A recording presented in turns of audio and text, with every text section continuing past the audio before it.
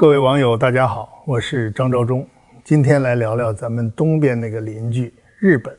最近日本在经济和半导体领域接连爆出两条大消息，一条搅动了全球外汇市场，直接关系到这个国家未来的走向，也关系到每一个普通日本人的钱包。另一条则直接冲击了全球芯片产业链的格局，连三星、台积电、SK 海力士这些行业巨头都坐不住了。很多人单独看这两件事儿，觉得不过是经济领域里发生的两桩平常新闻，可要是把这两件事连在一起，往深了挖，就能彻底撕开当下日本经济的真实底色，也能比较准确地预判它未来的走势，以及那种不可逆转的衰落命运。一直以来网上流传一种说法，说全世界很多经济体都在摸着日本过河，从当年的广场协议，到楼市和股市的超级泡沫，再到长达30年的经济停滞，还有全民老龄化的困局。日本走过的弯路，踩过的陷阱，确实给全球经济体提供了活生生的教材。可这2年，日本显得格外亢奋，像打了鸡血一样，对周边国家接连发起挑衅，不断刷存在感。其实这种表面强硬的背后，恰恰是在掩饰它一天天衰落的事实。日本很可能从原来数1数2的发达国家，逐渐沦为一般的发展中国家。现在的日本内心非常矛盾，他手里握着半导体材料、精密化工、工业机器人、高端机械制造等一大批顶尖技术，海外资产规模也相当庞大，人均 GDP 仍然排在世界前列，国民预期寿命更是常年稳居全球第一。可就在这光鲜的外表底下，日元持续走弱，国内通胀居高不下，民众收入连续多年缩水，各种各样的结构性难题积重难返。今天咱们就聚焦日元持续暴跌，以及日本2家大型化工企业宣布6氟化钨永远停产这2个热点话题，结合完整的产业链逻辑、真实的数据和事件全貌，一步一步拆解这2件事的前因后果。同时咱们还要重点分析，为什么如今日元不光对美元贬值，对人民币也在持续走弱，这背后到底是什么原因？咱们国内6氟化钨产业现在实力如何，能不能替代日本彻底改写全球供应链格局？在结尾部分，咱们再深入探讨一个核心问题，在美国的经济打压和咱们产业的全面替代双重夹击之下，日本会不会成为全球产业链格局重塑过程中第一个被端上餐桌的牺牲品？好，话不多说，直接进入正题。先看第一个热点，日元持续暴跌，这是日本经济多重结构性矛盾集中爆发的表现。先看数据，这几年日元一直处于贬值通道，无论对美元还是对人民币都在贬值。2-3年前，1美元兑换110日元左右，1元人民币能换17日元，这在以前是长期稳定在正常区间。可现在行情彻底变了，截至目前，1美元已经能兑换160日元以上，1元人民币能换到将近23.7日元。短短2-3年，日元整体贬值幅度超过40%，创下近40年来的新低。日元也被业内称为当前亚洲表现最弱的主流货币。很多朋友可能觉得汇率涨跌只是金融市场上的数字游戏，跟普通人没什么关系。但这里必须提醒大家，日本是典型的资源匮乏型岛国，石油、天然气、粮食、工业原材料90%以上依赖海外进口，经济高度外向。所以日元贬值不光是数字变化，它会从宏观经济、各行各业的企业经营，一直渗透到普通日本人的1日3餐，影响是全方位的，没有死角。按照传统经济学逻辑，本币适度贬值会降低出口商品的海外定价，从而提升竞争力。可这套常规逻辑在如今的日本身上完全失灵了，日元越跌，日本经济反而越难受。为什么呢？这正是咱们要重点拆解的地方。咱们先拆解日元对美元、对人民币都在贬值的核心原因。汇率的本质是两国综合实力、货币政策、产业竞争力和市场信心的比拼。咱们分2个维度来讲，先讲日元对美元的大跌，再讲日元对人民币的走弱，把底层逻辑一次讲透。第一个维度，日元对美元大幅贬值，这是本轮贬值的核心主线，主导力量是全球资本流动，背后有4大关键原因。第一，美日利率差距悬殊，国际市场上的套息交易持续做空日元。目前美联储基准利率维持在 3.5% 到 3.75% 之间，而日本央行政策利率只有 0.75%， 两者利差超过300个基点。通俗说，你把钱存在美国，1年利息能多拿3个多点，存在日本，利息还不到1个点。这样一来，利用汇率套利的机会就出现了，资本永远逐利，嗅觉最灵敏的全球大量投资者就会介入低成本的日元换成美元，去买美债或者做美元理财，稳稳赚取利差。这种大规模的套息交易，每天大量卖出日元，买入美元，持续打压日元汇率。有人会问，日本央行为什么不跟着加息，缩小利差，消除套利空间呢？这就必须讲到日本身上那个致命枷锁，巨额的政府债务。这也是日本货币政策被彻底锁死，不敢加息的根本原因。很多人只听说美国国债高，却不知道日本国债比美国还高1倍，已经高到离谱的程度。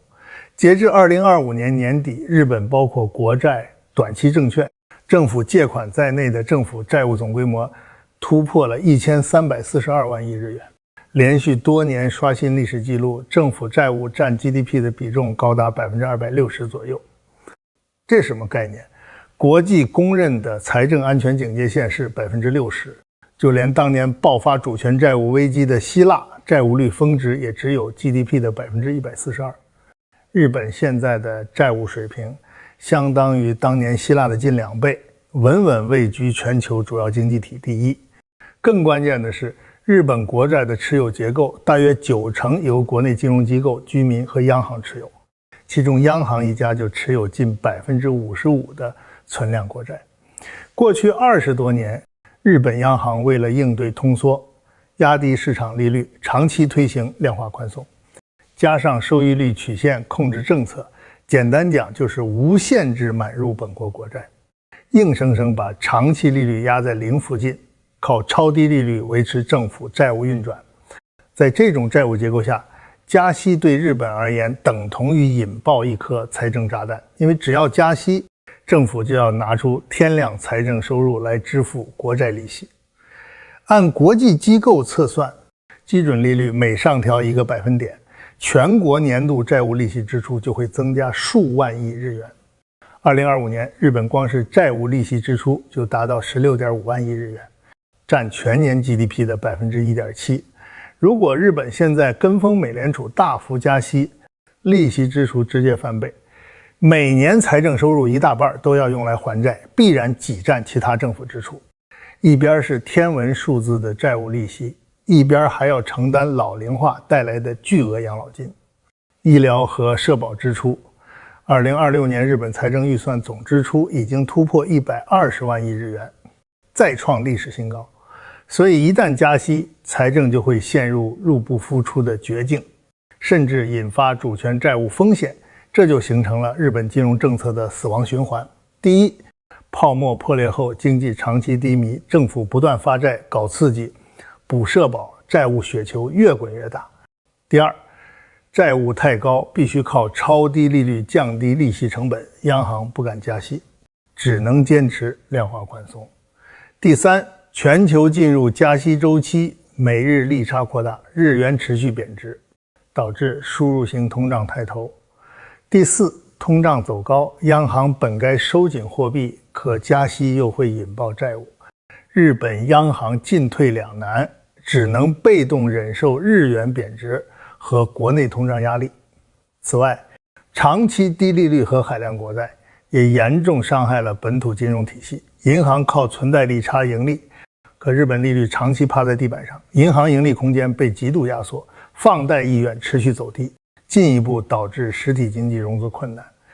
可以说，日本国债问题已经从单纯的财政问题演变成捆绑货币政策，拖累实体经济、压制汇率的系统性风险。正因如此，哪怕日元持续大跌，日本央行也只敢小幅微调利率，绝不敢大幅收紧。这也是日元长期弱势最核心、最无解的底层原因。回到美日利率对比，美元高利率叠加日本被国债锁死的超低利率，市场上的套息交易源源不断做空日元，汇率自然一跌再跌。造成日元持续下跌的第二个原因是美日经济韧性差距巨大，货币强弱归根结底要靠实体经济兜底。这2年美国虽然也面临通胀，但就业市场相对稳定，消费旺盛，高新科技和高端制造服务业全面发力，经济增速维持在 2% 以上，在发达国家里算很亮眼了。再加上美元是全球第1大避险货币，一旦市场出现波动，资金马上涌入美元，进一步推高美元。反观日本，泡沫经济破裂后就陷入失去的30年， GDP 年均增速常年卡在 0% 到 0.8%， 基本原地踏步。本土传统制造业不断外迁，产业空心化越来越严重。而在互联网、人工智能、新能源这些新兴赛道上，日本全面掉队，根本没有能带动增长的新引擎。经济长期低迷，全球投资者自然不看好日元。就算日本偶尔拿出万亿资金入市干预汇率，也只能换来短暂反弹，很快重回下跌通道。第3个原因，贸易结构失衡放大了日元弱势。日本所有能源、粮食都用美元结算，近2年国际油价和大宗商品价格持续走高，日元一贬值，进口成本直线上升，货物贸易长期处于逆差。而美国本土能源自给率很高，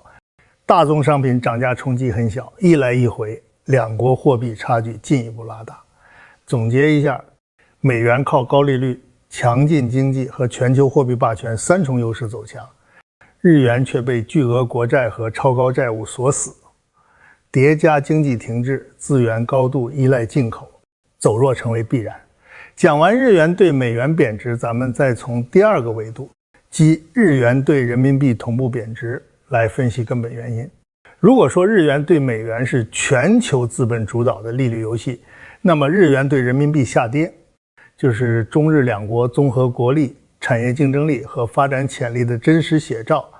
这种此消彼长，核心有4点。第一，中日货币政策错位，资本偏向人民币。当前咱们市场利率和国债收益都明显高于日本 0.75% 的超低利率，对东亚外贸企业和跨境投资者来说，持有人民币资产收益更高，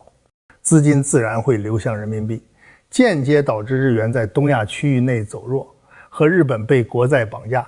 不敢加息，困在低利率陷阱不同，咱们的货币政策保持高度独立，根据国内通胀、就业和实体经济灵活调整，既不盲目放水，也不一刀切收紧，货币稳定性远超日元。第2，经济增长潜力天差地别，这是最核心的底层逻辑。咱们作为全球第2大经济体， GDP 增速常年稳定在 5% 左右，拥有全球最完整的工业产业链，10几亿人口撑起庞大内需市场，新能源、半导体、高端制造等新兴产业蓬勃发展，增长动力十足。再看日本， GDP 总量早被咱们超越，后来又被印度超过，国内老龄化和少子化愈演愈烈，年轻人不愿消费，不愿结婚生育，社会陷入低欲望状态，内需持续萎缩，一个稳步向上，一个原地踏步甚至衰退，两种货币价值差距自然越来越大。放到生活里，大家也能感受到，10年前去日本旅游代购是热潮，如今日元贬值，一方面是日元购买力缩水，另一方面也是咱们国人收入和消费能力不断提升的结果。第3，产业格局正在逆转，国产替代全面挤压日本市场。过去中日经济竞争主要集中在汽车、家电等终端产品，现在竞争已升级到战略资源和上游核心材料领域。就像咱们后面要讲的六氟化钨事件，日本手握加工技术，却被咱们的高纯钨粉卡住了脖子。如今半导体材料、稀土深加工、高端零部件等日本传统优势领域，随着国内技术不断突破，日本市场份额被挤压得越来越小，一国产业越强，出口创汇能力越强，本币越坚挺，咱们常年保持高额货贸易顺差，外汇储备稳居全球第一。而日本贸易逆差常态化，产业竞争力下滑，两种货币走势差距持续拉大。第四，国际收支与资产结构差距明显，日本海外资产规模不小，但大部分收益留在境外再投资，没法给日元形成支撑。而咱们依靠外贸和外资持续流入，现金流稳定，庞大外汇储备就像安全堤坝，让人民币抗波动能力远超日元。梳理下来，大家就能明白，日元对人民币贬值本质是中日经济实力和发展潜力的历史性逆转。咱们的全产业链、独立货币政策和庞大内需形成合力推动人民币走强，而日本被国债、产业萎缩和人口危机多重枷锁束缚，日元购买力不断下滑。接下来再看看日元暴跌对日本经济全领域的连锁影响。搞懂贬值原因和国债对政策的束缚后，我们再来看它对各行各业和普通人的真实冲击。首先，传统出口红利基本消失。按照老道理，货币贬值利好丰田、本田这类跨国巨头，产品在海外卖得更便宜，海外营收换算成日元后账面利润增加。但现在这个红利微乎其微，一方面日本超过30%产能布局在咱们国内，东南亚和北美本土生产越来越少。